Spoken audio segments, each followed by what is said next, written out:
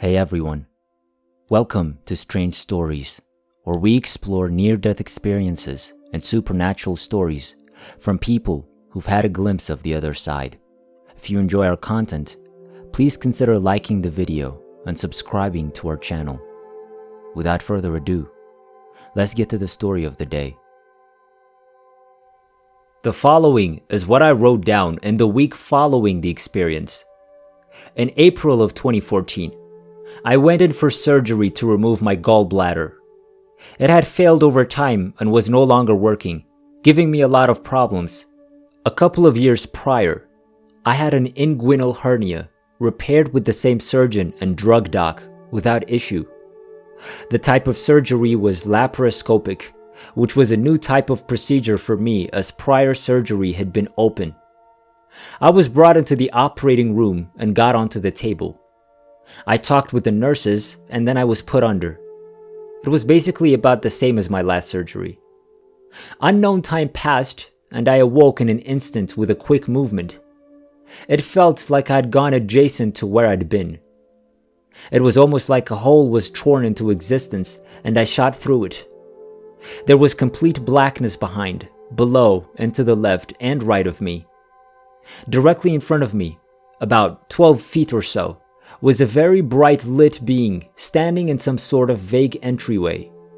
I could see a bright, light blue sky area above and in the distance behind the being. In my estimation, the being was approximately 8 to 9 feet in height and approximately 6 feet in width. It consisted of a very bright white light outward from a cigar-shaped center, with the edges of it fading to a bright cobalt blue.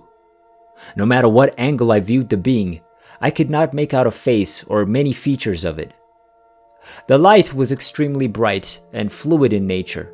The being did have definite substantial mass. My connection to the being was intense. It knew me to my core and had known me forever. The being felt like my brother and best friend wrapped into one, times 10,000. The being was extremely humble and loving. Although the loving feeling was different from anything I've experienced in my earthly life, it's the best word I could come up with to describe it. The best way to describe the speed at which information flows that I can come up with is at the speed of thought. Yet my speed of thought and cognitive abilities became extreme, and nothing like on Earth. Maybe it was tenfold in capacity. I immediately knew a whole lot of information. For every thought, the answer was immediate. I could feel a connection to what felt like billions of individual entities. However, they were on the other side of the being. I knew I was dead. Human emotions did not exist. There was no fear or ego or desire. There was only the love-type feeling, goodwill, and humor. I communicated with the being in what can be best described as telepathy, but with greater speed. The being identified himself as the Archangel Michael, and he was seriously awesome. He's not all human, being a completely different being than us or anything on Earth. My limited human vocabulary cannot adequately describe him. Michael told me, "I can use you. You can work with me." I did not really understand this. Michael said he is a servant of God and has a number of duties. There is zero ego in Michael and his caring is deep. Apparently, I could help him with one or more of his duties. I wondered about God, and he told me that God is all around us, in us, and everything. God is. The communication is all telepathic at this point, but his use of God is was clearly demonstrative in nature. He will take me to be presented to him. Quick aside here, this really confused me when I later returned. How could God be present everywhere and yet I be presented to him? This took some working out for me, even though the answer was clear when I was there.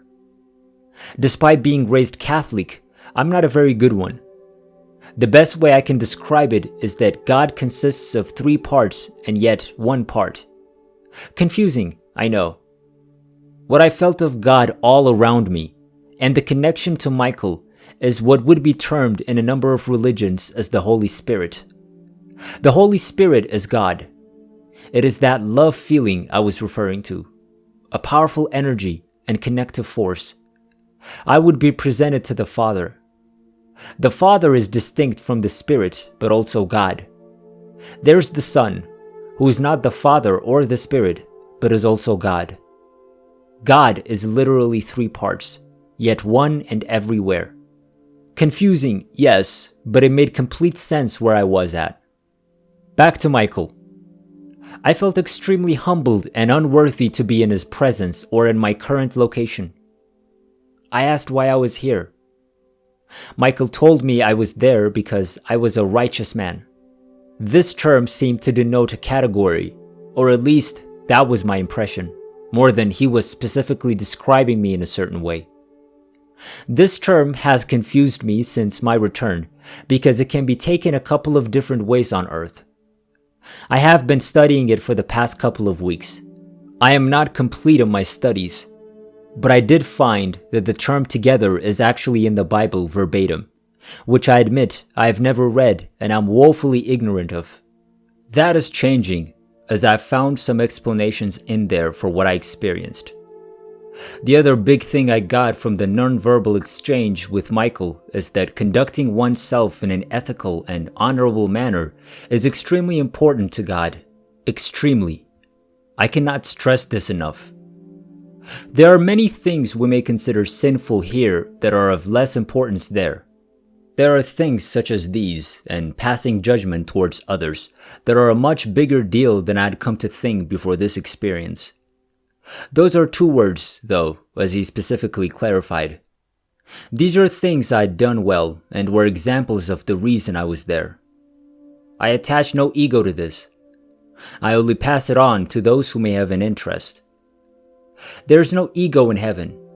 It does not exist. Take from this what you will. In terms of the varied emotions on earth, they are not present in that place. There was no sorrow, no anger, no regret, no greed, no anxiety, etc. I don't mean that I didn't experience them there. I mean that they literally do not exist, and experiencing them was not possible. I have clarified the nonverbal communication because it is identical to verbal communication in the sense that there is no confusion over what is said, but also because I had a verbal discourse with Michael. Michael verbally asked me a question. He had a very clear male voice and spoke in my native tongue, American English. I feel this was for my benefit only, as in, he could communicate in any language in existence. His voice came from the central cigar-shaped area of his being of light, about 6 feet off the ground. Michael said to me, "You may come with me now if you like." I took this as a question with an optional response. I immediately and extremely strongly had the sensation and could see 2 balls of light near my left breast, or at least where they would be if I could see them, of the souls of my wife and infant daughter. I felt an overwhelming feeling of absolute responsibility for their protection. It was resoundingly powerful. I'm not sure if this will be edited out, but I believe in saying this as accurately as possible. I said to Michael, not in anger. Anger doesn't exist there. But with extreme passion. "There's no fucking way." Michael laughed at my response. It was a loving laugh with a feeling of appreciation and complete understanding. I felt, though I could never see details of a face, that he had completely expected a response along those lines, and liked me even more for it, if that was possible. He replied to me, still laughing, "Okay." The next instant, I awoke with a nurse in front of me. I asked her what went wrong. She appeared surprised by my question and told me that my heart had stopped. They believe I had a rare response to the CO2 that is pumped into the body cavity to give the surgeon room to work. I asked if they got it started again with the shock of drugs. She responded, "Drugs." There are a couple of things to round out the experience. I'm still digesting a lot of it. The entire time I was there felt like approximately 30 to 45 seconds in earthly time. The information flow is so extreme that I'm going to need some time to work through it all. From estimates in my medical records, I was only down for a very short time, less than a minute.